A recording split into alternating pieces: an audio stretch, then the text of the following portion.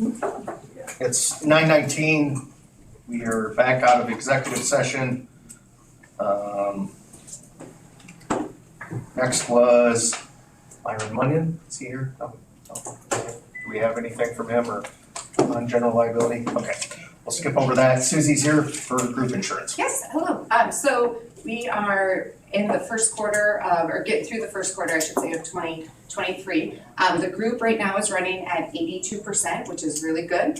You want to be about 80%, so good so far. I'll keep looking at that each month so we see, that way we can kind of gear what our renewal is going to look like for January. And then we are done now with BPC. We had the last runout report go to Envision, so we are done with BPC. Everything is now through Envision going forward, and things are running really well. We have not had anybody call to say they haven't received their check. They have, they got a bill, they haven't received their check yet, so things are going good with Envision, a lot better than BPC. But other than that, everything's running well. Very good. Okay, thank you. Have a good day. Is Bernie, He's gonna, isn't he supposed to be here this month? he is, but we actually moved it to next month, so he was here for I saw that. security, yeah. Well, we'll talk to Bernie next month, and then department head reports. Jill, what do you got? Just continuing work on the audit, it's going well, I'm waiting on any requests or questions from Hope or Faith. I did get an email this morning, so I hadn't had a chance to look at it, but we'll get that all taken care of. I did take an online class through GFOA, which is the Government Financial Office Association, on governmental accounting, just completed that, so that's about it. Very good. Okay, Kurt, oh, sorry, go ahead. I noticed where our auditing expense was getting close to the budget. Is that Yeah, we what pay you for, anticipated? yeah, they'll pay for all that upfront, and then as soon as it's over, we hopefully won't receive a bill again until next year, so. No problem, thank you. You're welcome. We're just getting ready to print mobile home tax bills to send them out hopefully by tomorrow. But other than that, things are normal. Tom, any news in probation? No, yeah, just a request actually, to get a department credit card. And the biggest reason for that is we have a BP gas card right now. That's now gonna start charging us a monthly, $12 a month or something. I want to get rid of that and just get a credit card, purchase gas. And if they ever, sometimes Barb will go out and find paper cheaper somewhere else, and now she's buying it, get reimbursed. We can use it for simple things like that. I talked to Joe, I didn't know. Okay. Do we need to do anything or? Just approve it through the committee for them to get a credit card. We do have a couple of credit cards. They'll get the statement, they review the statement of all the individual charges, they turn in the claim. And it still goes through committee for payment, so. Just getting it approved here for him to do that. And Can I have the miles? I'm sorry. Can I have the miles? Sure, but I just want the credit card. Okay. Motion. I move that we approve them getting credit cards. Okay, got a motion and a second to approve the probation department for getting a credit card. Any other questions or comments? If not, call the roll, please. Barons. Yes. All. Yes. Bowers. Yes. Geiger. Yes. McTaggart. Yes. Okay, motion, yes. I'm sorry, and the credit card just paid right away, all the time.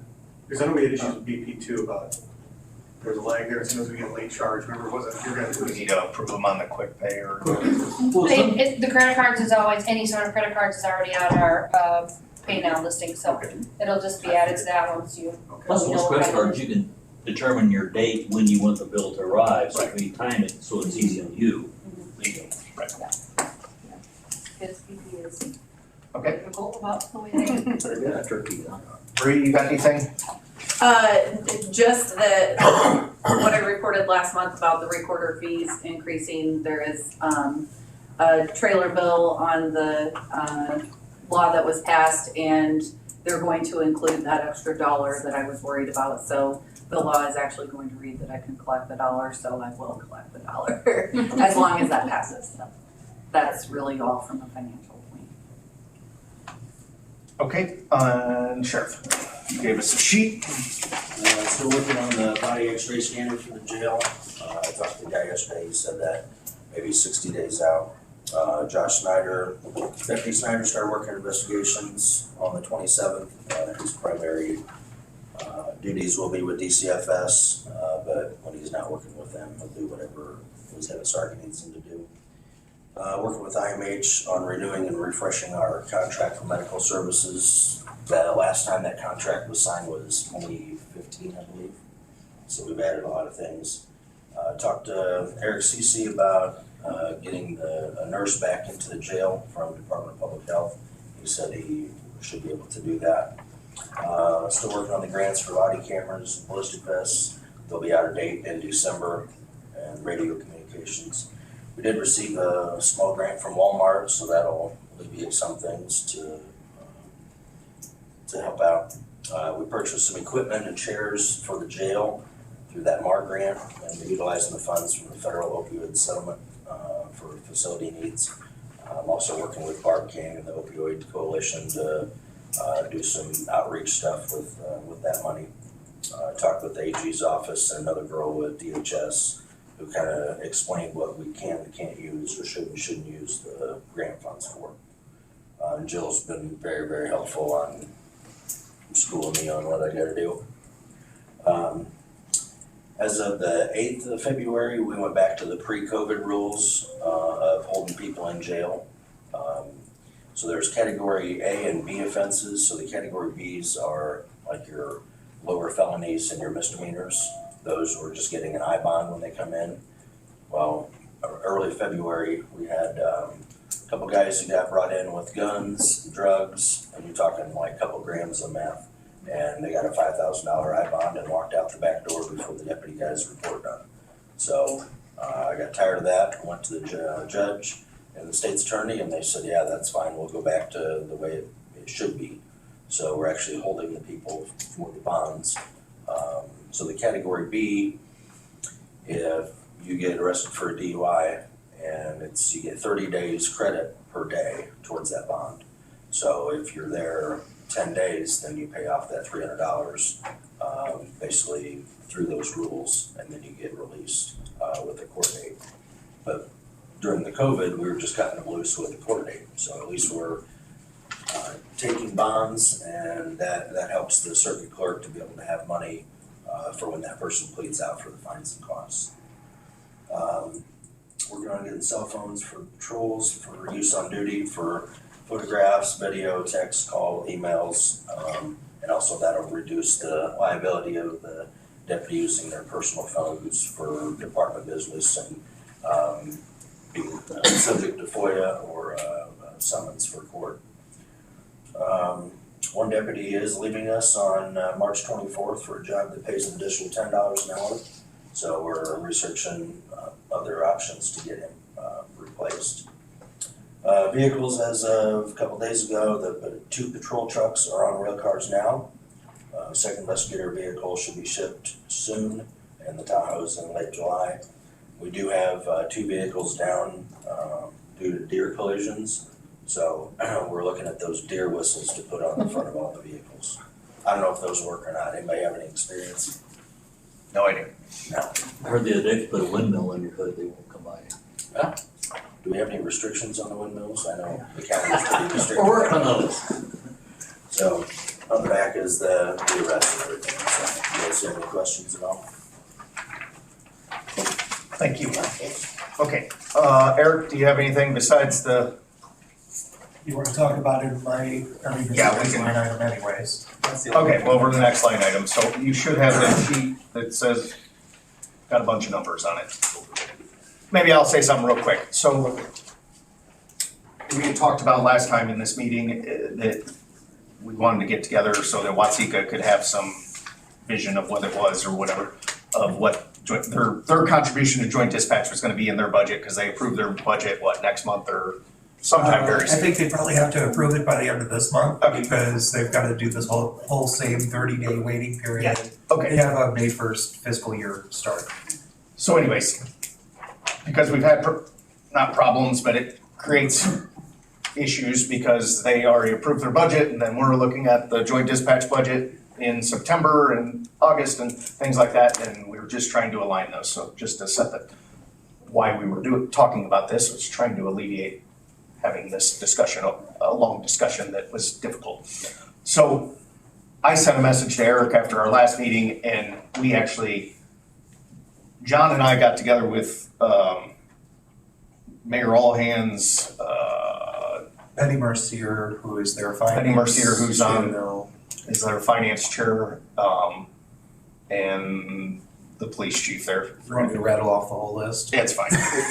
You get the idea. We had a little powwow, and Eric came up with a projected budget for both joint dispatch and ETSB. So I don't know, Doug, if you, I think everybody else on here has been on here before, but how this works, it's kind of a clunky mess. So I'll give you my 10-second rendition of, maybe 5-minute rendition of how this works. ETSB collects all the cell phone money and the telephone money fees. And that budget, and there's an associated, so that's where they get their money from. Eric also gets some grants and things like that, but those are basically the revenue items in the ETSB budget. The expenses are Eric's salary and associated group insurance and all those kind of things. And the big other one is the equipment is in that ETSB budget, which is not in front of you. We call ETSB 911 sometimes, so that line item you see where it says transfer from 911, that's actually ETSB. It gets confusing because we call 911 and ETSB the same thing. That is its own fund. It has its own board. Charlie's on that, chairman of that board, and Watsika has a representative on there, and then several others that are just from the community. But they're their own legal entity, have their own fund and everything else. And I think I heard you asking some questions of Charlie. They have about, what, you have about $1 million in the fund, their balance in their fund, and I think based on the projections, it looked like by the end of this fiscal year, you'd roughly be, it's a break-even budget if they continue to have $1 million. I'm sure we'll get into that. 20,000 negative this year. They're projected 20,000 negative, but it's hanging around $1 million. They spend about $500,000 a year, so there's about 2 years worth, which I know there's debate of how much we should hold in all these funds because you're supposed to have rainy day. It's good. You don't want to get her down to zero because the state of Illinois has a bad long history of not paying you for years at a time. So, and more than likely, the way they're going, that may happen again shortly. So we definitely don't want to run it down into the doldrums. Nonetheless, the big drivers, so then there's the joint dispatch, which is this. And this is, basically it's the telecommunicator salaries or what, and their associated expenses or the expenses down below. And up on the revenue lines up there is where all the money comes. And you'll see that the majority of it comes from the general fund being Iroquois County, City of Watsika, a huge portion from ETSB 911, and then also from the public safety fund, which is the 0.25% tax that was passed several years ago.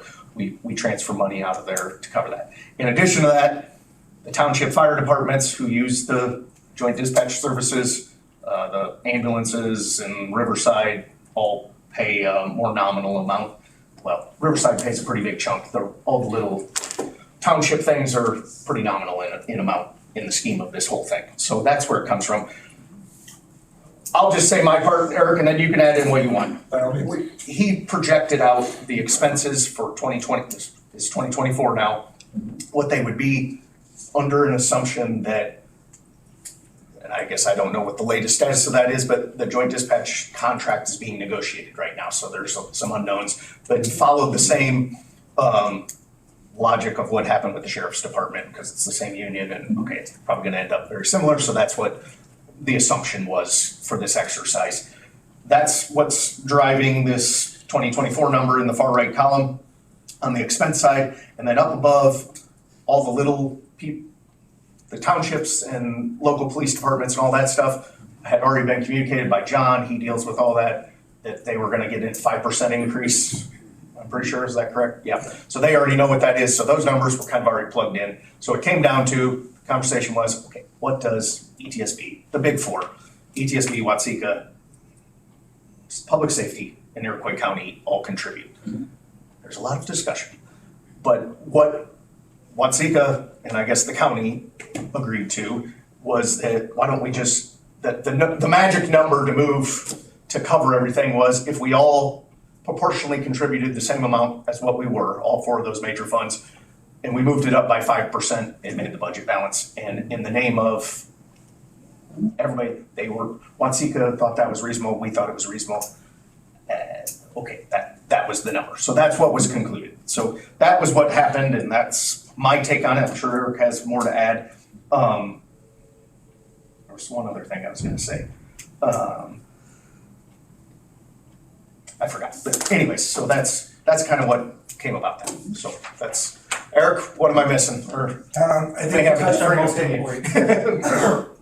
it. One of our biggest challenges is obviously just got to talking about the four biggest contributors into that budget. So when we're talking about the joint dispatch budget, as Michael's already said, this is primarily salaries and benefits. There's not a lot of extras that have been added in here to really account for or add anything to, which is kind of when I get into my budget discussion later this year, it's salaries and benefits. There's really not a whole bunch of wiggle room that I asked for inside of this budget, which is purposefully done. Most of the ETSB, again, is a separate entity. It has its own fund. It's got the surcharge money that's coming into it. So you're seeing one small piece of my work. This year going into FY24, we're projecting 126 from both the city and Iroquois County's general fund, as well as the 157.5 coming from the public safety tax. While I think the ETSB can swing that for this year, we do have a challenge. It was spoke about last night in their meeting. Contributing nearly $240,000 into FY24.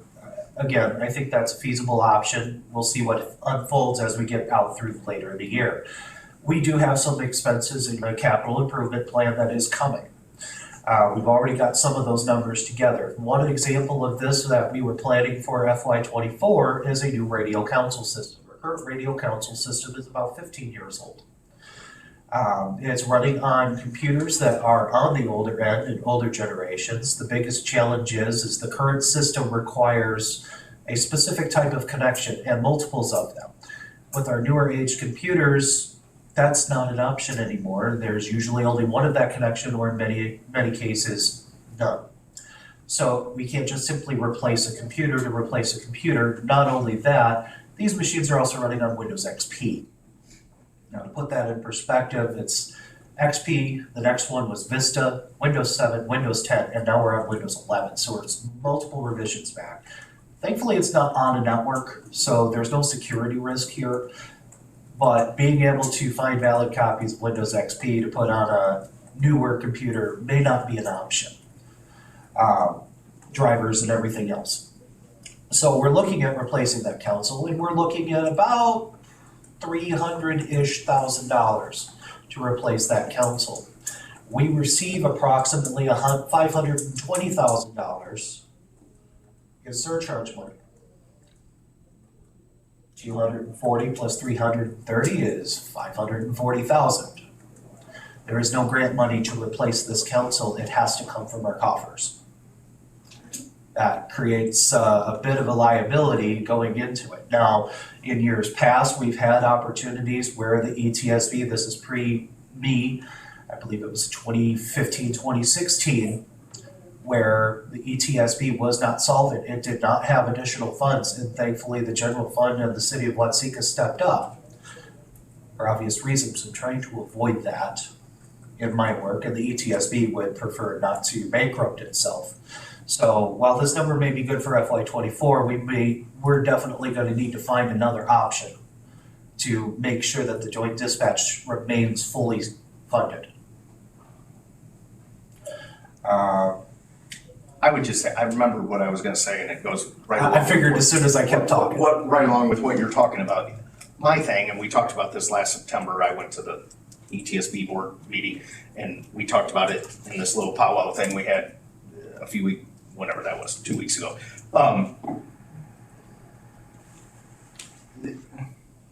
I think everybody looks at the numbers and it's piggybacking on what Eric's saying. This thing is unsustainable, the way the salary rate growth and stuff. And the big driver of that, and John could go on an hour-long diatribe about it, is that the telephone surcharge fee hasn't changed in 15 years, I don't know, Quite a while now. whatever, a long time. And so our salaries are obviously growing at 5% and whatever, and that's the biggest driver of the expenses beyond the equipment issues. But like, okay, when our population's going down, therefore probably the number of cell phones and all that stuff's probably going down, and the fee's not getting any bigger. One number's going in the wrong direction and the other one's The wrong direction. in the opposite direction. And it's unsustainable. I think everybody that looks at any of this stuff agrees, and that's what Eric's basically speaking to, is like, what are we going to do? And I don't know that there's a magic answer, but I've encouraged and volunteered that if we need to have a committee, the ETSB board probably would be the most reasonable people to be looking at this, but like the future of how all this works, like all options, as far as I'm concerned, need to be on the table. Like, what the heck do we do? And okay, merge with somebody could be an extreme option. Outsource it would be very extreme. I'm not saying we need to do that, but redo how we pull money in would be another option. I mean, I think all of those options need to be evaluated though, and some of them are extreme and would probably be tossed out for many reasons, but like, it needs to be done, and probably yesterday, and I don't know who wants to lead it. I don't know if I know enough about it to lead it, but it needs to be done, and it's a huge problem.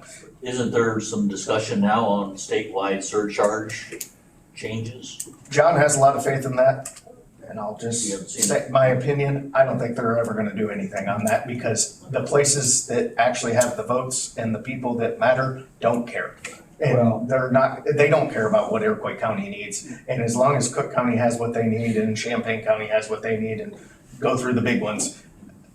And in talking to different ones, there is no incentive for them to raise taxes on people. They don't wanna do it, so they won't. Well, the Republican Party has said that they're not gonna bring this up to go raise telephone taxes. They already can't get elected, and they're not gonna go speak on our behalf to do that. And most of the Democrats are from these big cities, that this really isn't one of their problems, so they're probably not too worried about it either. That's my personal opinion. I could be completely wrong. I would say this: if that committee group, whatever, that tries to tackle this problem, I would assume that's not gonna happen. And if it does, then okay, maybe life's easier, because I'm guessing, who knows, they might increase it, but I wouldn't hold your breath, because I feel like John's been talking about this for 2-3 years, and I don't personally feel like it's moved an inch. But, and I have a gut eerie feeling that it's probably not going to move an inch, so I wouldn't hold our breath waiting for that to happen. But that's my little aside that I was gonna say in addition, but it piggybacks on what you're talking about. Okay, this is a very expensive thing to run. And I appreciate We need you to figure talking something about out. that, because I need to bring that up as well. So Okay. again, the ETSB's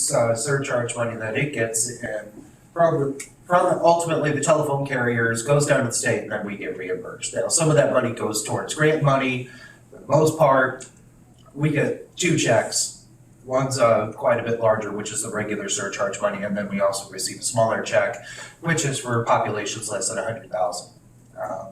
It's a couple $1,000s. It's not some big money, but it's still all part of that surcharge money, if anybody ever looks at our budget. Next Wednesday, there is a town hall meeting with NENA and APCO, which are 2 911 related groups. I participate in both of them, and we're gonna have a town hall to specifically talk about the ETS Act.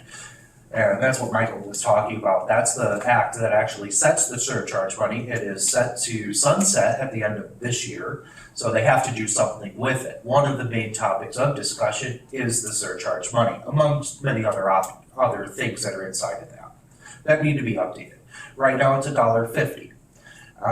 Ideally, there is support for this, and I'm one of the loudmouths that are talking about it. We do need to increase it, period. Michael's already said, we've got this number that's been here for several years now. It's never grown, but almost every shop in the state has a union, a bargaining unit agreement. And there's some level of everybody needs to be paid more, so that continues to grow.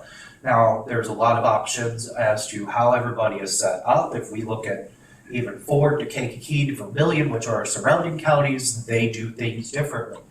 Is their way the right way? We don't know that. There's also some research being done at the state level for that. There's also research being done at the state level as what is the other states doing.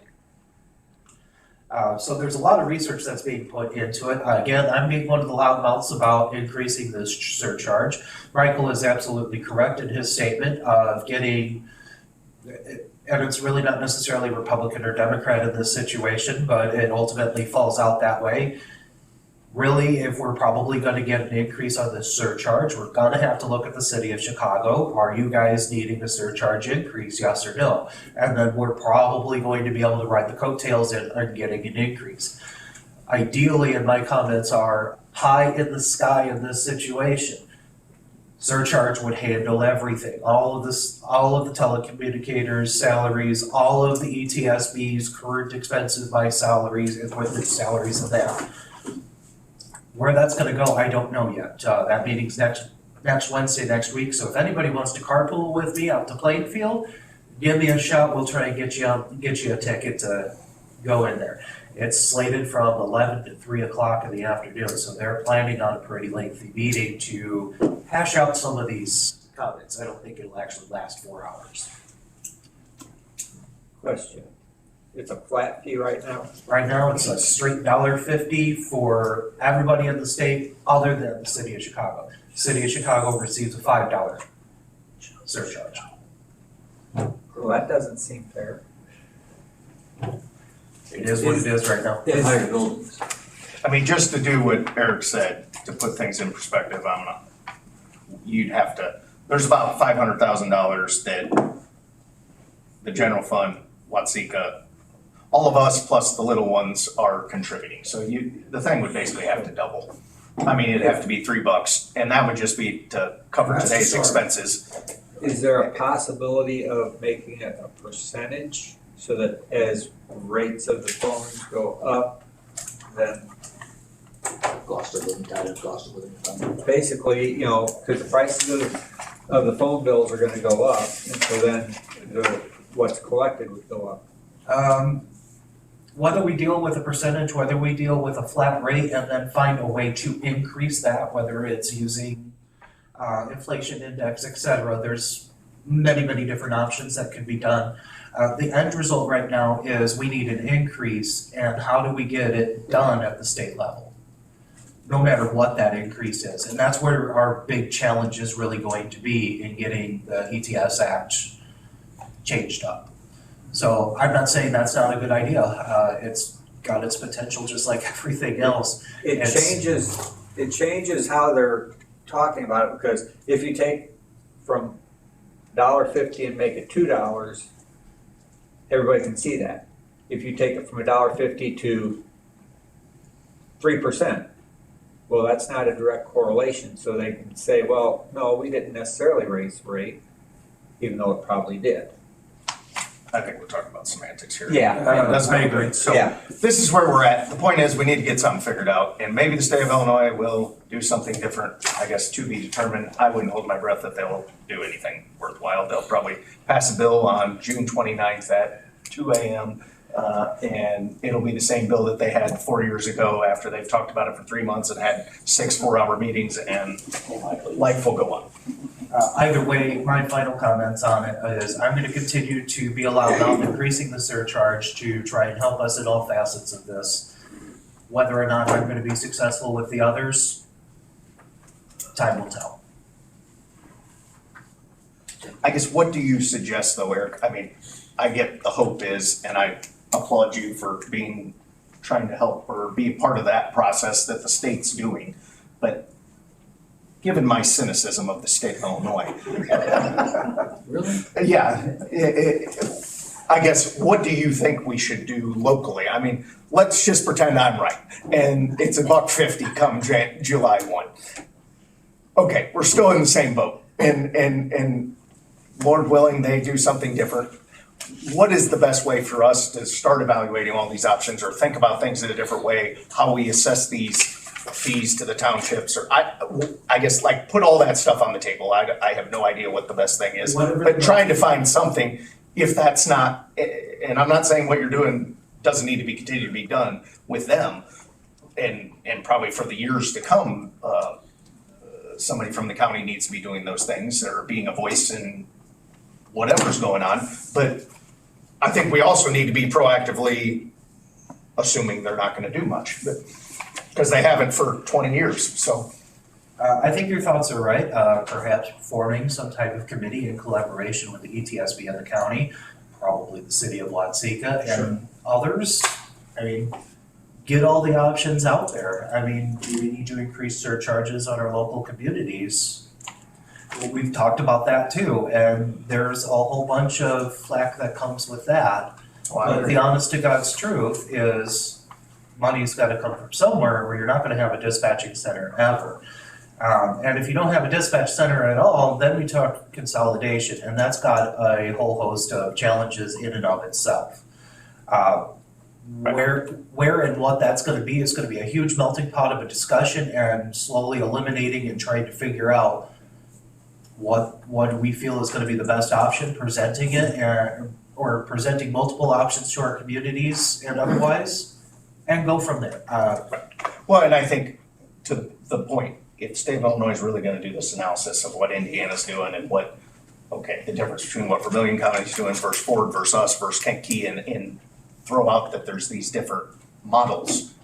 Well, if they already do all that work, then we can evaluate those locally too, whether they do anything with that information or not, and you piggyback on what the work that they are doing, perhaps, if that work's gonna be done. And I just think somebody needs to be looking at that and looking at all those things. I know the mayor over here had ideas of, well, why don't you guys just go increase the public safety tax? And you guys, right now, it's at 1/4%, and by law, when it was passed, it could technically, correct me if I'm wrong, Bree, but we could move it up, the board could move it up to, I think, as much as 0.5%. I know you can move it up, I can't remember. Something like that, so we could double that amount, and well, that would just cover it. Well, I don't like that idea, and I don't wanna be, I'm not saying I'm in favor of it, but there's another option that would be a way, and okay, don't take money from Gilman and Watseka and whoever else, that extra, if we're at 1/4%, that money keeps doing like this, and the next 1/4% just goes to joint dispatch. Again, I'm not saying I'm promoting this idea or like that idea, but the mayor, because he doesn't wanna pay the $120,000, and I understand why, was, well, why don't you guys just do that? Now we solve this problem. So again, I think there's probably 5,000 different ways that this thing could be run and done. And like Eric pointed out, all the counties around us do it differently than we do. Maybe they're doing it better, or they got a better way to fund it, or I don't know. But something has to be done, and we can't wait until we're broke like most government entities. I'll pick on the school boards again, wait until there's no money left in the pot, and then, oh, well, we gotta consolidate now or whatever, and that's a bad situation to be in. Have we checked with similar counties? Kankakee isn't similar to me, but similar counties around us to see how they're tackling this? I haven't, but At one time- this is what I'm saying, this stuff needs to be figured out. When we were in these discussions in the September and October area, we had a very large meeting in October. Michael was there, Representative Bennett, now Senator Bennett, was there in his capacity. Jordan Baker with Senator Berkman's office was there, and the executive director with UCCI was also there. They put out a simple question of, is the surcharge money that you're getting enough? They got very little response to it. We did find out through asking questions that there needed to be more to that survey than one simple question, because we don't know how these entities are set up. We don't understand what funding sources they're getting. Some of these other groups get other funding sources, or again, Their dispatchers are in different places, so again, it boils down to setup, how are you set up? Then it's understanding what money are coming in for their funding sources and being able to sort apples to apples from Iroquois County to another 30-ish thousand to 50-ish thousand population. Are they doing something similar? Are they doing something very different? Well, does anybody just ask another county? I mean, our ETS board, can't they just ask? What are you doing in Livingston County? What are you doing in Ford County? Similar counties like you're saying. Specifically Why don't hasn't we been just do asked, it? Why do we have to go non-map through? action. Why don't, We need to figure out, if we're gonna ask that level of survey, we need to figure out what questions we actually need to ask. So that should be a fairly simple Yeah. road to follow to kind of get that, but some of this is already being done at the state level. We're waiting for it to come back. can you guys do that on your committee? On the ETS? Sorry? It should be ours, I think, that's what he's talking about. It's all, the work is already being done, I'm not reinventing the wheel here. Okay, but I'm just saying is just going horse to horse, asking them what you do, how you do it, and then compile that without going to a state, you know, all the red tape and everything else. Well, the state's I had some already luck doing in- that work is what I'm saying. Okay. I had some luck on the wind towers just by going to different county. Yeah, and I'm not saying it's a bad idea, but there's certain points where they already have deliverables, so we can figure out the ETS Act. Right. So they have to do something on a relatively quickly basis, just the same, because this has to get in front of the representatives and the senates Right. to vote on it and move it forward well before the end of the year, so they know what's happening on 1/1 of '24. So we've got some time, we're working with the values in time. Your point is very valid, it could potentially be an easy question, but sometimes how that all unfolds might be more of a challenge than we actually think. Okay. My only 2 cents to the ETSB board, and like I said, if we need people from here or the county or whatever, we need to have, we can't go another year without like getting on this because it's gotta happen. We can't just keep. I'll foretell you what's gonna happen. ETSB will be broke because the county ain't coughing up all the money. Right. So that's, either we find a solution or that's what's gonna happen. I mean, and I don't, obviously, we don't want that, the ETSB board doesn't want that, so something's gotta give. Either when the new radios gotta come in, they gotta come out of the coffers or whatever, but eventually that money's gonna run out, to your point. And so unless the state of Illinois does something, which, okay, maybe that'll completely transform this. But again, I wouldn't, if we're gonna stand around waiting for them to do something, we've been waiting 20 years. And every year it gets worse and we need to be working on our own solution. And if the state of Illinois helps that or hurts that, then it does. I agree with the proactive approach.